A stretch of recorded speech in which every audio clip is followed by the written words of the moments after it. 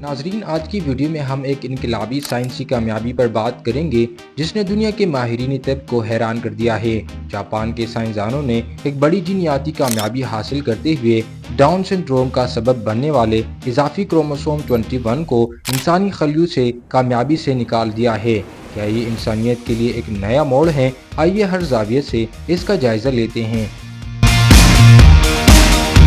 دوستو، down syndrome کیا ہے؟ یہ ایک جینیاتی بیماری ہے جو تب پیدا ہوتی ہے جب انسان کے کروموسوم کی تعداد 2 کی بجائے کروموسوم نمبر 21 میں 3 ہو جاتی ہے، یعنی کروموسوم نمبر 21 میں ٹرائسومی آ جاتی ہے۔ اس سے متاثرہ افراد کو ذہنی و جسمانی ترقی میں تاخیر، دل کے مسائل اور دیگر پیچیدگیاں پیش آتی ہیں۔ اب تک اس کا کوئی علاج موجود نہیں تھا، لیکن یہ نئی تحقیق ایک نئی امید کی کرن بن کر سامنے آئی۔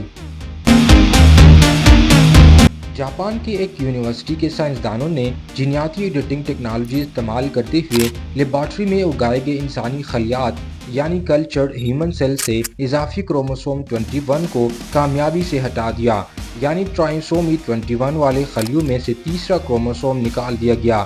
اس کا مطلب یہ ہے کہ اب ان خلیوں میں نارمل کروموسومک تعداد رہ جائے گی۔ دوستو، یہ ٹیکنالوجی جو ڈی این اے میں تبدیلی لا کر مخصوص جینز کو حذف یا درست کر سکتی ہے، یہ ٹیکنالوجی دنیا بھر میں بیماریوں کے جینیاتی علاج کے لیے ایک بڑی امید سمجھی جا رہی ہے۔ یہ تحقیق فی الحال صرف لیبارٹری کے کلچرڈ خلیات پر کی گئی ہے، ابھی انسانوں پر اس کی آزمائش نہیں ہوئی، مگر یہ ایک ایسا قدم ہے جو مستقبل میں ڈاؤن سنڈروم کے علاج کے دروازے کھول سکتا ہے۔